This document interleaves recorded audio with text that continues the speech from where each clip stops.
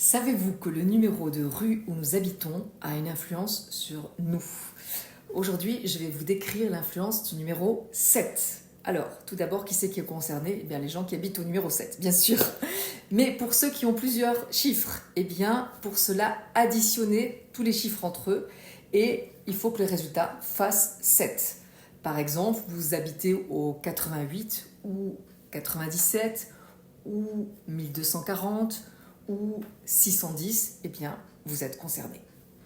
Également, si votre numéro d'habitation est composé d'un 7, par exemple 71, 47 ou 172, eh bien, même si le total ne fait pas 7, vous êtes aussi concerné, mais par contre, ce 7 aura une influence plus réduite.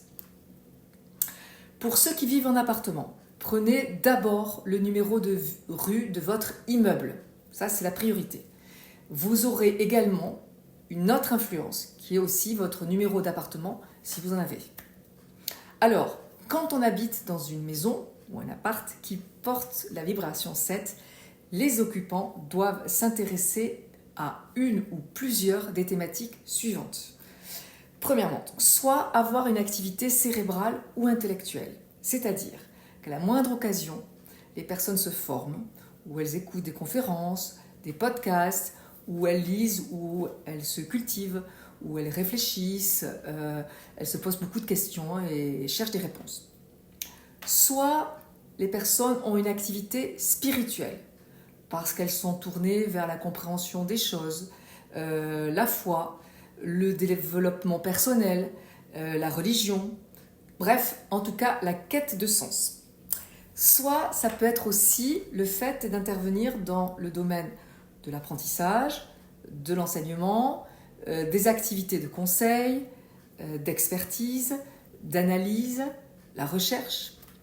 Et ça peut être aussi enfin le fait d'assumer une certaine forme de singularité ou d'originalité par sa façon de vivre, de penser, de s'habiller, enfin d'être tout simplement.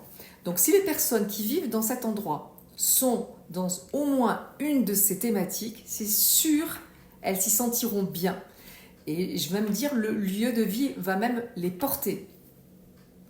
D'ailleurs, par ailleurs, si votre arbre personnel en numérologie stratégique est composé d'un ou de plusieurs sets, c'est sûr ce lieu va vous aider à l'exprimer favorablement.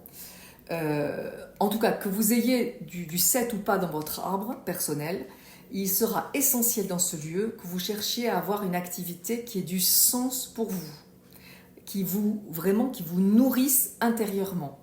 Et il faudra, si possible, éviter une activité qui réponde seulement aux besoins de sécurité matérielle. Ça, c'est un conseil très important. Donc on l'a compris, si les personnes qui vivent dans ce lieu n'ont aucun centre d'intérêt cité plus haut, c'est sûr elles ne vont pas se sentir portées par le lieu et même elles pourront ressentir soit un manque d'énergie, certains vont compenser le manque de nourriture intellectuelle par le besoin de se remplir par une autre nourriture, comme en mangeant, en buvant, des sodas, du sucre, enfin tout ça. Soit certaines pourront se sentir exclues, rejetées, ou vont avoir tendance à s'isoler, à se mettre dans leur caverne. Donc, du coup, pour se sentir bien dans ce lieu, afin qu'il nous porte, il faut vraiment avoir dans sa vie une des activités citées plus haut. Tout ce que j'ai décrit concerne aussi également les lieux professionnels. Donc, pour que votre profession réussisse dans ce lieu 7, vous devez absolument éviter de vous concentrer sur la notion de gain. Voilà. Si vous vous focalisez sur ce qui fait sens, c'est sûr ça marchera. Amusez-vous à regarder ce qui a marché, ce qui n'a pas marché depuis que vous êtes dans ce numéro 7, vous verrez que vraiment ce conseil est capital. Donc, vous l'avez compris, nous n'habitons pas dans cet endroit par hasard. Ce lieu est là pour nous aider à nous faire avancer sur notre chemin.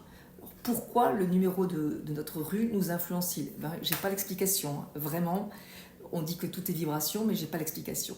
Je sais juste par mon expérience qu'en tant que numérologue, il y a des nombres qui composent notre identité, notre date de naissance, nos noms et prénoms qui ont été transformés en chiffres parce que les lettres de l'alphabet sont ordonnées.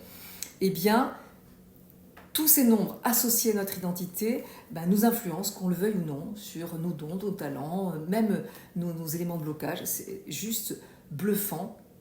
Et donc, si vous voulez faire l'expérience et que vous ne connaissez rien du tout la numérologie, je vous conseille de faire votre arbre personnel en allant sur le site de Discern. C'est 100% gratuit, il n'y a pas de mail, il n'y a pas de pub, c'est 100% généreux. Vous cliquez sur donc Discern, vous allez sur calcul et méthodologie, votre arbre personnel gratuit, vous rentrez tout votre nom, vos noms, votre date de naissance, rien n'est gardé, je précise, vous allez avoir votre arbre personnel qui va vous apparaître, et après, amusez-vous à regarder votre tronc. Et si vous voulez continuer dans le gratuit, vous allez sur ma chaîne YouTube Numérologie stratégique by Lydie Castel. Vous allez dans la playlist votre objectif de vie, ça correspond à votre tronc de votre arbre, et vous regardez le nombre qui vous est associé et vous regardez si ça colle, si ça vous parle ou pas. Vous verrez, vous allez être étonné. Et si vous voulez aller plus loin, il y a mes livres, et puis il y a aussi évidemment les praticiens Discern que j'ai formés et que j'ai validés dans leur expertise.